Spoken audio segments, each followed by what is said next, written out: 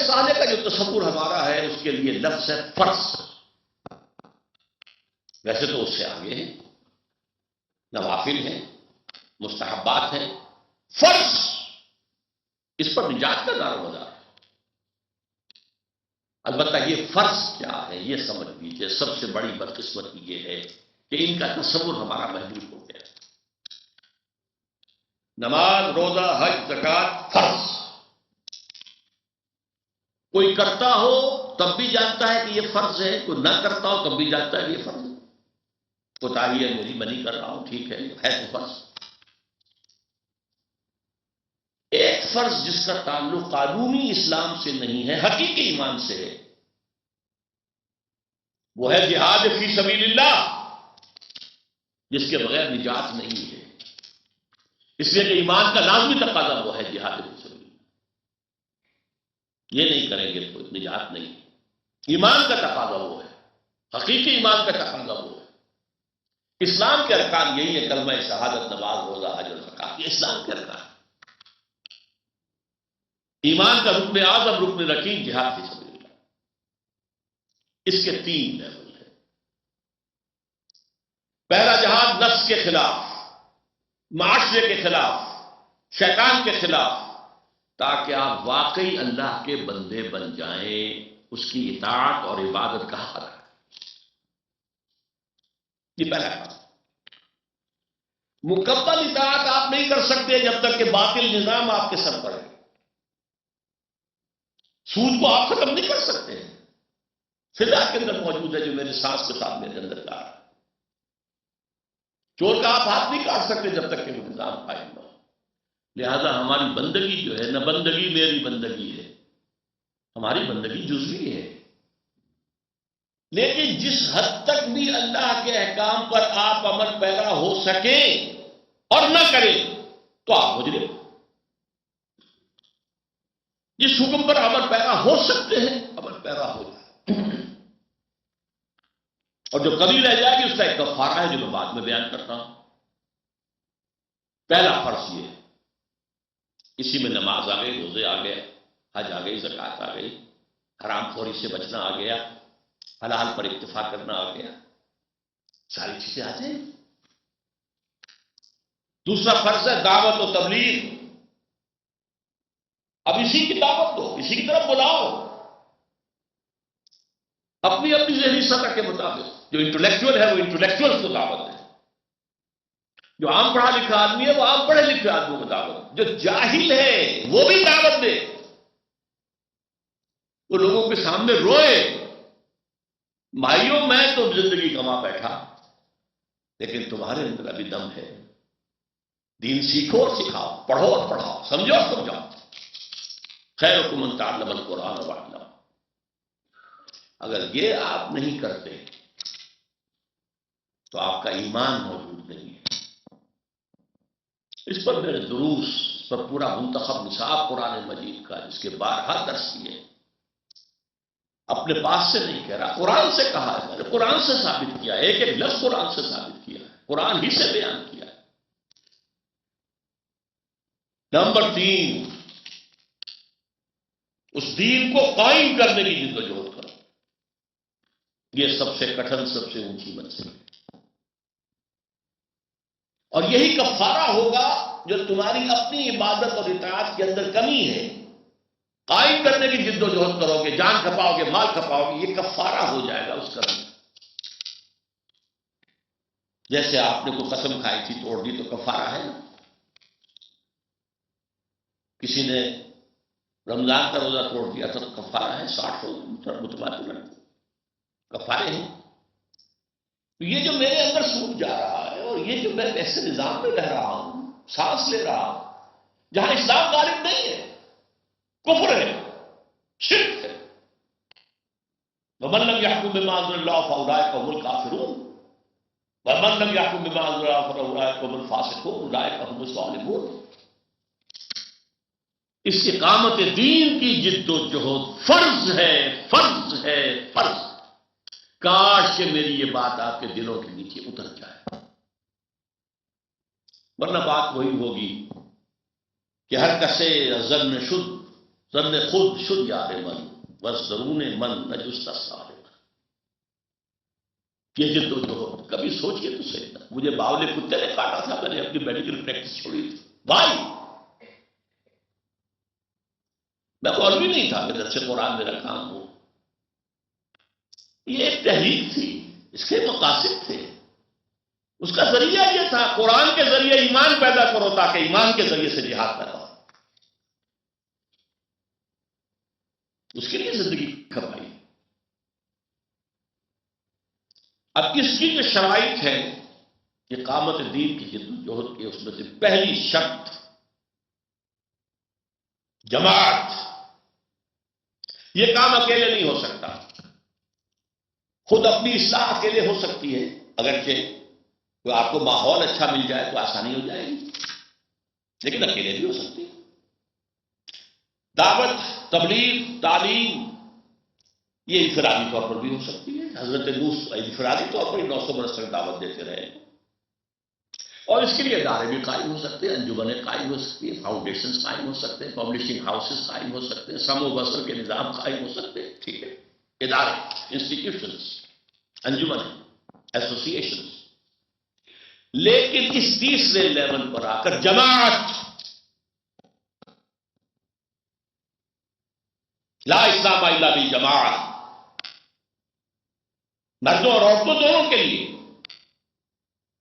اس کی بنیاد بیعت، عورتوں کی بیعت قرآن مجید میں موجود ہے، مردوں کی بیعت کا ذکر ہے لیکن حدیث کے اندر اس کے الفاظ جماعت، لا اسلام الا بالجماعت، انی آمرکم بخمس بالجماعت والسمع والطاعت والہجرت والجہاد. یوں سمجھ لیجئے جس نے یہ سمجھ لیا کہ اقامت دین کی جد و جہد فرض ہے، اسے جاننا چاہیے کہ اس کے لیے انتظام جماعت فرض ہے. میری سوچ یہ ہے، خدا کے لیے سمجھ لیجئے. علمی نکات اپنی جگہ ہے، قرآن مجید کی حکمتوں کی باریکیاں اپنی جگہ ہیں، ان کا تو کوئی احاطہ کر ہی نہیں سکتا. اس کا ایسنس کیا ہے، اس کا تھرسٹ کیا ہے، وہ چاہتا کیا ہے، وہ کس چیز کو ایمفیسائز کرتا ہے، کس چیز کو مرکز بناتا ہے، اس کو سمجھیے. اقامت دین کی جد و جہد فرض، اس کے لیے التزام جماعت فرض. فرض. اور دیکھیے فرض کے بارے میں جان لیجئے، ایک فرض کا تاریخ تمام فرائض کا تاریخ ہے. اگر ایک شخص کہتا نماز تو میں پڑھوں گا، 5 وقتہ پڑھوں گا، روزہ نہیں رکھوں گا، بھائی ختم، نماز بھی گئی. روزہ بھی فرض ہے، رمضان کا روزہ فرض ہے. صاحب استطاعت اگر حج نہیں کر رہا ہے تو اس کو بھی کفر سے تعبیر کیا گیا. فرض ہے، ادا کرو. زکات نہیں دیتا تو کیا اس کے خلاف جہاد کیا گیا، انہیں مرتد مانا گیا. تو ایک فرض کی جو ہے انکار یا اس کا ترک، وہ پورے دین کا ترک ہے. اس سے تو آرگینک ہول. اقامت دین کی جد و جہد کی فرضیت، پھر اس کے لیے التزام جماعت کی فرضیت. البتہ یہاں ایک سوال پیدا ہوگا، جماعت آپ کو تلاش کرنی پڑے گی. خود جماعت بنانا آسان نہیں ہے، دانتوں پسینہ آتا ہے جماعت بنانا. لیکن چلتا ہوا قافلہ مل جائے تو کیا کہیں، اللہ کا فضل، اللہ کا کرم، ایک جماعت ہے. لیکن اب آپ کے لیے کیا ہے، کئی جماعتیں، کیا کریں. میں اس کا ایک جواب دیا کرتا ہوں، بھائی آپ کے پاؤں کو جوتے کی ضرورت ہے نا. آپ یہ کہہ کر گھر میں نہیں بیٹھ رہے تھے کہ پتہ نہیں جوتا صحیح کہاں ملتا ہے. کسی زمانے میں تو وہ گتے کا ہی سول لگا دیتے تھے، کہاں سے ٹھیک ملتا ہے ہمیں کیا پتا. کیا آپ جوتا نہیں خریدیں گے؟ آپ جائیں گے، بازار دیکھیں گے، منڈی دیکھیں گے، دکانیں دیکھیں گے، قیمتیں کمپیئر کریں گے، ذرا موڑ کے دیکھیں گے، خریدیں گے. اس نیسیسٹی. جماعتوں کو آپ اسٹڈی کریں، یہ بھی آپ کا جہاد ہے، جماعت کی تلاش. البتہ میں یہ بتا سکتا ہوں کہ 4 اوصاف دیکھیے اس جماعت کے اندر. نمبر 1، اس کا ڈکلیئرڈ گول، اقامت دین، نظام کو بدلنا، اسلام کے پورے نظام کو قائم کرنا، یہ ڈکلیئر گول ہونا چاہیے، اعلانیہ مقصد اور ہدف۔ نمبر 2، اس کا ڈسپلن ہونا چاہیے، وہ سمع و طاعت جس کی بیعت حضور نے لی تھی، سنو اور عمل کرو۔ حضور کے لیے وہ ایبسولوٹ نہیں تھی، جو حکم دے ماننا ہے، غلطی کا امکان ہی نہیں، نبی ہے، معصوم ہے۔ اب یہ ہوگا کہ سنو، اور اگر شریعت کے خلاف نہ ہو تو مانو، بس سمع و طاعت فی المعروف، لیکن ہوگی سمع و طاعت، listen and obey. There's not to reason why, there's what to do and die. فوج کا ڈسپلن کیا ہوتا ہے؟ سپاہی پوچھے افسر سے، جناب آپ یہ حکم مجھے کیوں دے رہے ہیں؟ کیا ہوگا؟ وہ فوج ہوگی، جو حکم دیا کرو، ڈو اینڈ ڈائی۔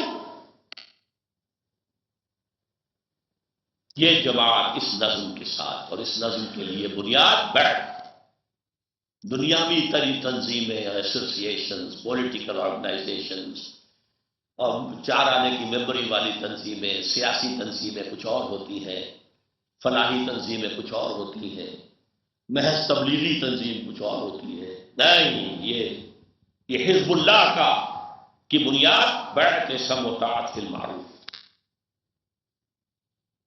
تو میں بیان کر رہا تھا، نمبر 1 ڈکلیئرڈ گول اقامت دین، دین کے پورے نظام کو قائم کرنا۔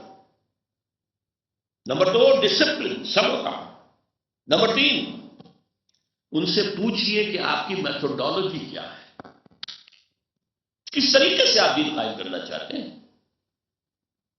الیکشن کے ذریعے، ایجیٹیشن کے ذریعے، گوریلا وارفیئر کے ذریعے، فوج میں بغاوت کرانے کے ذریعے، کون سا راستہ؟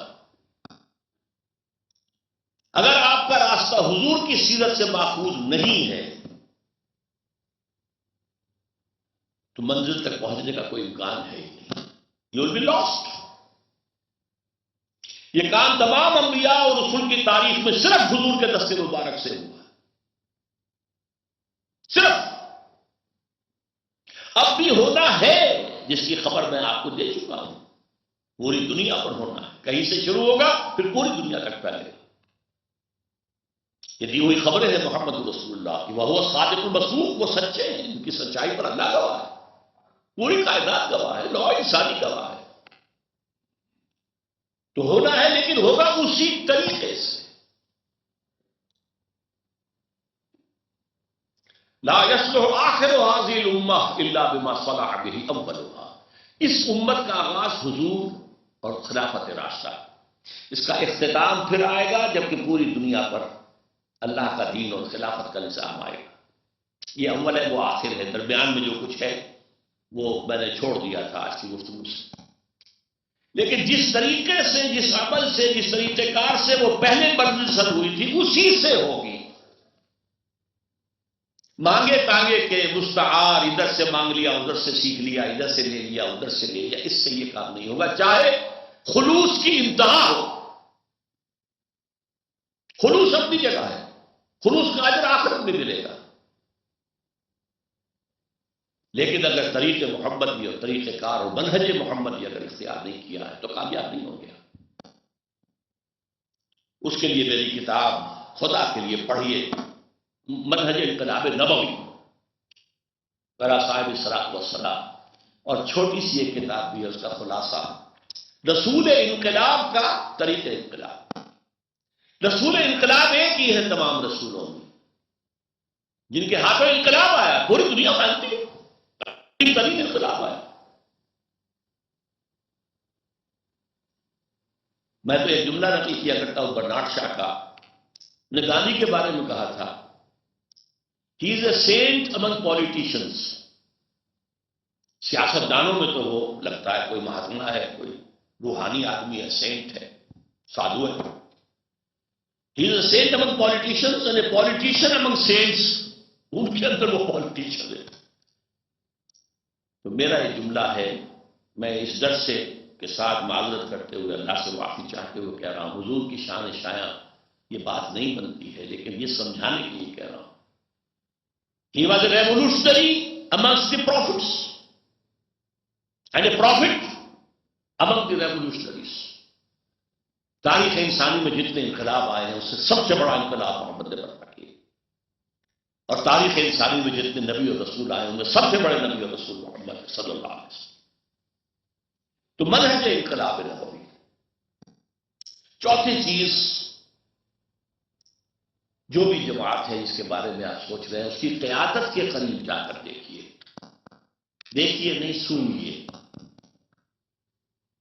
یہ سونگنا بھی میں کہہ رہا ہوں، اس کے علاوہ ایک اور ہے جس کو آپ ESP کہتے ہیں، ایکسٹرا سینسری پرسیپشن. قریب جا کر آپ کو محسوس ہو جائے گا کہ آیا ان قائدین کے اندر خلوص اور اخلاص ہے یا یہ دکانداری ہے.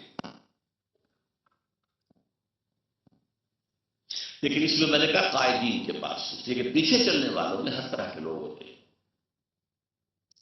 جب حضور کے پیچھے چلنے والوں میں بظاہر منافقین بھی تھے، مسلمان کو شمار ہوتے تھے، مسجد نبی میں نمازیں تو پڑھتے تھے، ان کا سردار پہلی صف میں ہوتا تھا اور کھڑے ہو کر تلقین کرتا تھا حضور کے خطبے سے پہلے کہ لوگوں غور سے سنو، یہ اللہ کے رسول ہے، جبکہ وہ نہیں مانتا تھا اللہ کا رسول، جھوٹ تھا.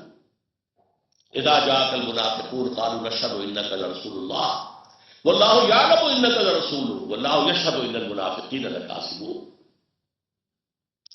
تو چوتھی چیز یہ ہے کہ سونگیے.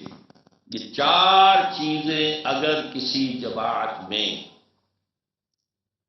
33% پاس مارکس کی حد تک بھی نظر آ جائیں چاروں، اس جماعت میں شامل ہونا فرض.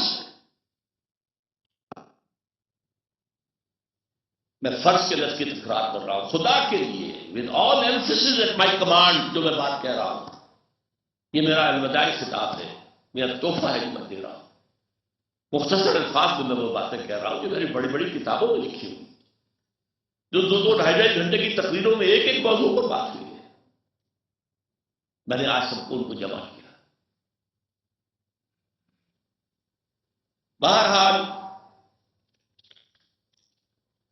اگر تو جماعت مل جائے تو اسے اپنے لیے نعمت سمجھیے، اللہ کا فضل سمجھیے، اللہ کا کرم سمجھیے.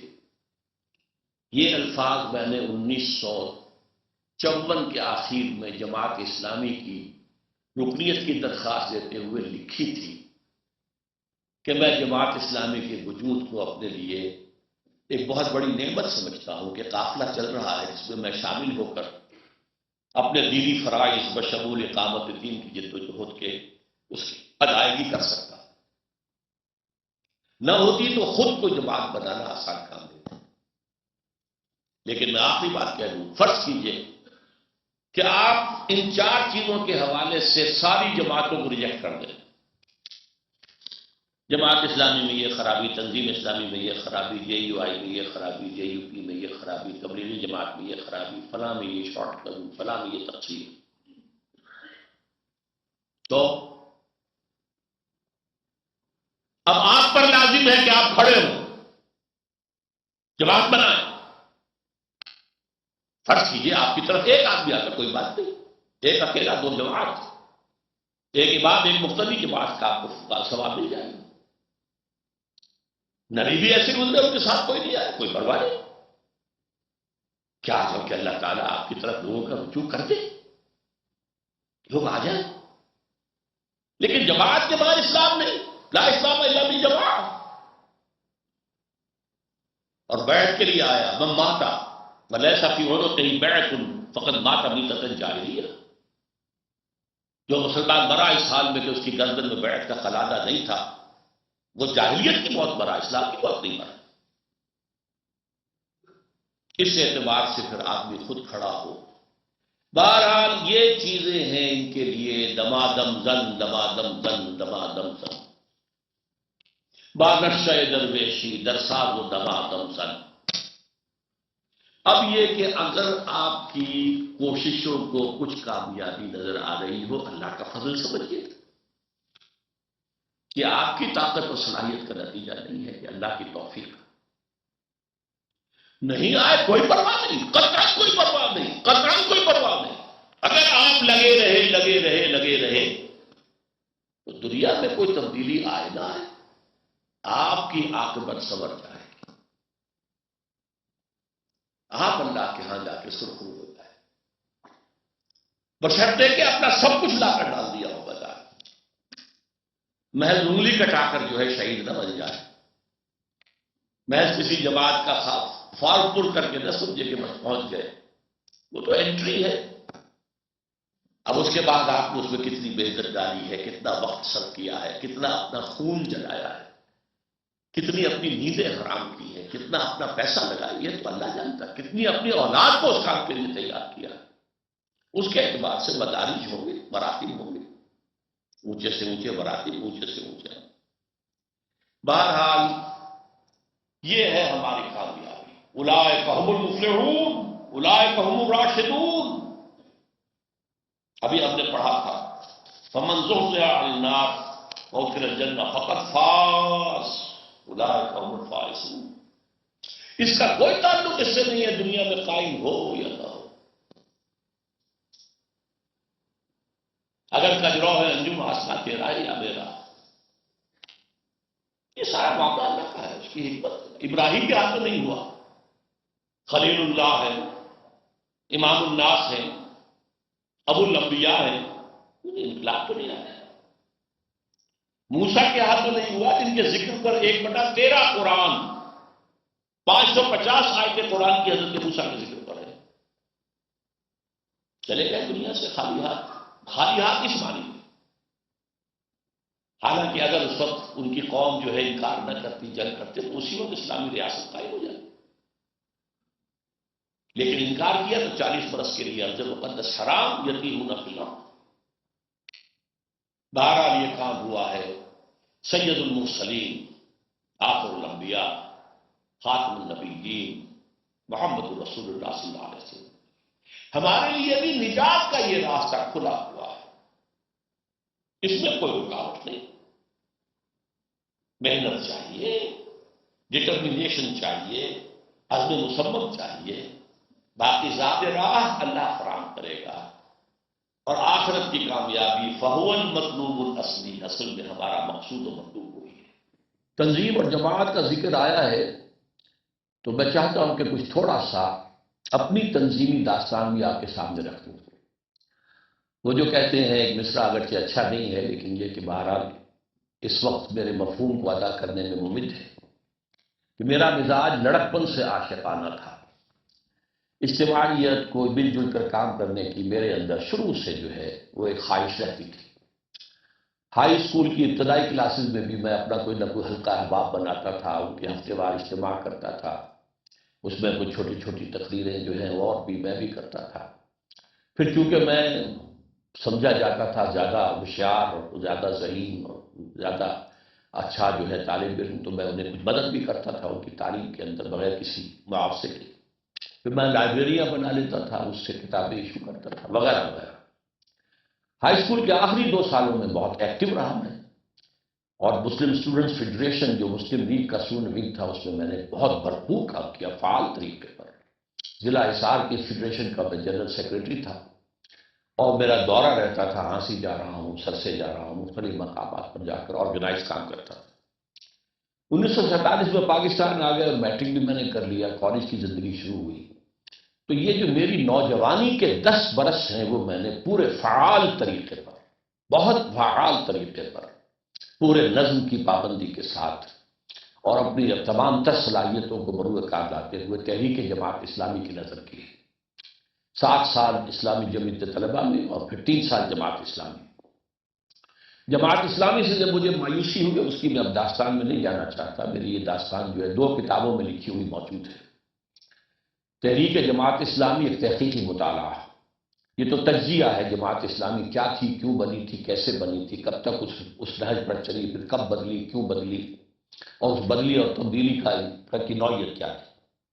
پھر ایک اور ہے تاریخ جماعت اسلامی کا ایک گمشدہ باب، ایک زبردست ہنگامہ جو ہوا تھا 1957، اس میں جماعت اسلامی میں اختلاف، بہت سے لوگ علیحدہ ہوئے تھے، چھوٹے بھی بڑے بھی۔ میں چھوٹوں میں شاید سب سے چھوٹا تھا اور بڑوں میں سب سے بڑے مولانا امین حسن اصلاحی تھے۔ بارہ جماعت اسلامی کے سے مایوس ہونے کے بعد اور علیحدگی اختیار کرنے کے بعد سن 57 میں اب پھر میں نے جماعت کی تلاش شروع کی، جس کا کہ میں نے آپ کے سامنے ذکر کیا، جماعت تلاش کرو۔ اس ضمن میں یہ ہے کہ ایک خیال یہ تھا کہ یہ جو بڑے لوگ جماعت سے علیحدہ ہوئے ہیں یہ اب کوئی جماعت سازی کریں گے. اصلاحی صاحب سے بہت سی توقعات تھیں، انہوں نے کچھ اٹیمپٹس بھی کی لیکن وہ نیم جلانہ تھی، ہاف ہارٹڈ تھی، کوئی کامیابی نہیں ہوئی، مایوسی ہوئی. پھر میں نے ایک اٹیمپٹ کی جو اس وقت کی دوسری بڑی تحریک چل رہی تھی، تبلیغی جماعت کی. میں نے تقریباً 2 سال، پونے 2 سال اس کے ساتھ، اس کے قریب رہ کر میں نے بسر کیے. چلا لگانے کی نوبت تو کوئی نہیں آئی تھی، لیکن یہ کہ میں نے سے روزے بہت سے لگائے، رائے کے چکر لگائے. پھر ایک بہت بڑا اجتماع ان کا اس زمانے میں ہوا تھا، اس زمانے کے حساب سے 15,000 کی حاضری، بہت بڑا اجتماع تھا. میں اس کے لیے کوئٹہ گیا، وہاں پہ میں نے اکابرین سے بھی گفتگو کی، لیکن بالآخر میں مایوس ہوا کہ اس جماعت کے تصور میں اجتماعی نظام ہے ہی نہیں. یہ مذہب کے تصور پر کار فرما ہے، دین کے تصور پر نہیں ہے. کسی انقلاب کا کو فکر، سوچ، اس کا خیال بھی ان کے قریب سے بھی نہیں گزرا ہے. اور یہ کہ اس جماعت میں کوئی تبدیلی قبول کرنے کی صلاحیت سرے سے موجود نہیں ہے. بہرحال اس کے بعد سے لے کر سن 58 سے 65 تک اب میں یہی کام کرتا رہا کہ ایک طرف تو اپنا پرانا سبق یاد رکھنے کے لیے درس قرآن ہر جگہ، کراچی چند کچھ عرصے کے گیا، وہاں پہ درس قرآن، لاہور میں درس قرآن، رمضان کو صبح کو درس قرآن. درس قرآن میرا جو ہے جمعیت طلبہ کے زمانے میں بھی اور جماعت اسلامی کے زمانے میں بھی بہت ہی مقبول تھا. درس قرآن کے ذریعے میں نے اپنا بنیادی فکر محفوظ رکھا. وہ دونوں چیزیں جس کا ذکر میں نے کیا تھا کہ ایک تو دین کا جامع تصور اور ایک فرائض دینی کا جامع تصور. اس کے علاوہ میرے ذہن کا ایک ارتقاء بھی اس دور میں ہوا ہے فلسفیانہ انداز میں. بہرحال اس کا بھی یہاں پر کوئی ذکر جو ہے کرنے کی ضرورت نہیں ہے. تیسرا کام اس سلسلے میں اس زمانے میں کرتا رہا، وہ والد صاحب مرحوم کی خدمت تھی. انہیں وہی بائی پولر ڈپریشن، جسے ہم نے پہلے تو سمجھا تھا شاید اسکیزوفرینیا ہے، وہ بہت شدید حملہ ہوا تھا 1952 میں. تو 52 سے لے کر اور 65 تک 13 برس میں نے ان کی خدمت کی ہے. اور میں ان کے ساتھ بند کر رہ گیا تھا کہ ظاہر بات ہے میں نے ڈاکٹری پاس کی ہے، اب میں کہیں اور ہوں اور والد صاحب میرے جو ہیں وہ کسی اور ڈاکٹر کی کلینک کی خاصات دیکھ رہے ہیں، صحیح نہیں ہے. میں ان کے ساتھ بند گیا، حتیٰ کہ ایک دینی کام میں شراکت کے لیے کراچی جانا ہوا تو وہاں بھی ساتھ لے کر گیا. وہاں انہیں دمے کی تکلیف ہو گئی تو واپس آ گئے. سن 65 میں ان کا انتقال ہو گیا اور سن 65 ہی میں لاہور منتقل ہو گیا اور میں نے اپنے مشن کا آغاز کیا. اس معاملے میں یہ ہے کہ جو اس کے بعد وہ کچھ ہوا ہے وہ آپ کے سامنے میں پہلے ہی بیان کر چکا ہوں. پہلے حلقہ مطالعہ قرآن قائم ہوئے، پھر جو ہے انجمن خدام القرآن، پھر قرآن اکیڈمی، پھر قرآن کالج، پھر اکیڈمیز کا سلسلہ شروع ہوا. سب سے آگے چل کر سب سے بڑی بات تنظیم اسلامی سن 75 میں قائم ہوئی. 72 میں مرکزی انجمن خدام القرآن قائم ہوئی تھی، 75 میں تنظیم اسلامی. اس وقت سے لے کر میں اس کا سربراہ رہا ہوں، میں اس کا مؤسس رہا، میں اس کا داعی رہا. آج سے یہ 3 سال پہلے جب میرے وہ ڈپریشن کی شدت پیدا ہوئی ہے، اور وہ ہوئی تھی جیسا کہ میں بتا چکا ہوں آپ کو افغانستان کے واقعے سے، تو اس وقت پھر میں نے یہ ذمہ داری منتقل کر دی. اور اس کے لیے موضوع ترین میری نگاہ میں بھی، لیکن وہ بہت طویل سلسلہ مشاورت کے بعد، آغاز میں میرے ذہن میں ان کا نام نہیں تھا، کسی اور کا تھا. لیکن یہ ہے کہ بہرحال دستور میں اول روز سے یہ طے تھا کہ مجھے یہ اختیار ہے کہ میں اپنی زندگی ہی میں اگر کوئی میں مجبوری محسوس کروں، معذوری محسوس کروں تو اپنا جانشین نامزد کر سکتا ہوں. لیکن یہ نامزدگی میں نے مشورے کے لیے، میں نے لوگوں کے ساتھ مشاورت کے بعد جو ہے وہ کی. تو الحمدللہ کہ عزیزم حافظ عاقب سعید اب امیر تنظیم اسلامی ہے. پہلے وہ مجھ سے بیعت تھے، اب میں ان سے بیعت ہوں. اس طریقے سے تنظیم اسلامی میرے نزدیک جو میں نے 4 معیارات آپ کے سامنے رکھے تھے، میرے نزدیک ان 4 معیارات پر بتمام و کمال نہیں تو کم سے کم درجے میں اگر پوری اترتی ہے تو صرف تنظیم اسلامی ہے. میں اس کا ایک ادنا رفیق ہوں، میں معمور ہوں. میں نے بیعت سموتات فی المعروف اپنے بیٹے کے ہاتھ پر کی ہے. تو میں آپ سب حضرات کو بھی دعوت دیتا ہوں کہ سنجیدگی سے تنظیم کے بارے میں غور کیجئے. اور اگر مجھ سے کوئی محبت ہے یا میری کسی رائے کا آپ کو احترام ہے، میرے سوچ اور میرے فکر سے آپ کو اتفاق ہے، اگر آپ میرے خلوص نیت پر کچھ اعتبار کرتے ہو تو آپ کو اس راستے پر آنا چاہیے. اگر ادھر آپ قدم نہیں بڑھاتے ہیں تو اس کا مطلب یہ ہے کہ یہ ساری باتیں جو ہیں وہ زبانی کلامی ہے، صرف کہنے کی باتیں ہیں. اس سے آگے در حقیقت میرے ساتھ آپ کا کوئی حقیقی قلبی اور ذہنی تعلق نہیں ہے. اللہ تعالیٰ اس سے آپ کو آگے قدم بڑھانے کی توفیق عطا